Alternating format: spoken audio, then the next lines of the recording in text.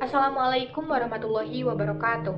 Halo semuanya, perkenalkan, saya Widi Alipia dari kelompok 4 dengan NIM 2000450, Program Studi Pendidikan Sosiologi Universitas Pendidikan Indonesia.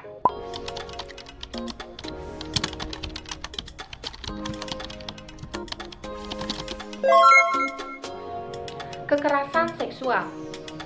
Faktanya, siapapun bisa menjadi korban kekerasan seksual.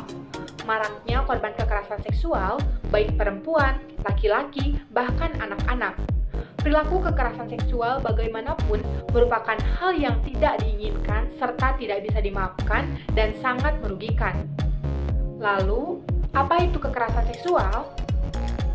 Dijelaskan menurut Komnas Perempuan bahwa kekerasan seksual merupakan perbuatan merendahkan, menghina, dan menyerang terhadap tubuh yang terkait dengan nafsu, yang dilakukan secara paksa dan bertentangan dengan kehendak seseorang, atau tindakan lain yang bisa menyebabkan seseorang tidak mampu memberikan persetujuan yang bisa berakibat penderitaan atau kesengsaraan baik secara fisik, psikis, seksual, dan kerugian lainnya. Terdapat 15 bentuk kekerasan seksual menurut Komnas Perempuan, yaitu perkosaan, intimidasi seksual, pelecehan seksual, eksploitasi seksual, perdagangan perempuan untuk tujuan seksual, prostitusi paksa, perbudakan seksual, pemaksaan perkawinan, pemaksaan kehamilan, pemaksaan aborsi, pemaksaan kontrasepsi dan sterilisasi, penyiksaan seksual, penghukuman tidak manusiawi dan bernuansa seksual, praktik tradisi bernuansa seksual yang membahayakan atau mendiskriminasi perempuan, serta kontrol seksual. Fenomena kekerasan seksual di masyarakat sungguhnya seperti efek gunung es. Mengapa?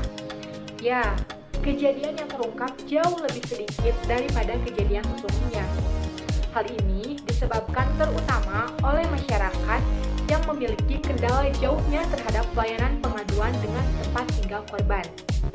Atau korban serta keluarga masih menganggap bahwa kekerasan seksual yang terjadi padanya merupakan hal yang tabu. Selain dari hal itu, dikarenakan adanya suatu ancaman tindakan kekerasan yang lebih fatal oleh pelaku kepada korban. Misalnya, apabila korban melapor, maka tindakan ancaman pembunuhan diberikan oleh pelaku. Selain hal itu juga, penanganan hukum terhadap kasus-kasus kekerasan seksual, misalnya yang menimpa anak, di beberapa tempat yang kadang masih belum optimal. Contohnya saja kasus yang ada di Karawang, Jawa Barat, bahwa kasus pemerkosaan hanya diputus oleh pengadilan hukuman penjara selama 5 tahun. Padahal dalam Undang-Undang Perlindungan Anak bahwa pelaku bisa dihukum selama 16 tahun. Maka dari itu, cara menghindari dan menghadapi kekerasan seksual di lingkungan sekitar untuk mencegahnya yaitu selalu waspada terutama saat sedang berada di tempat publik termasuk di kendaraan umum. Bekali diri dengan pembelaan diri, lakukan perlawanan, waspadai orang yang tidak dikenal, bekali diri dan pengetahuan seputar kekerasan seksual.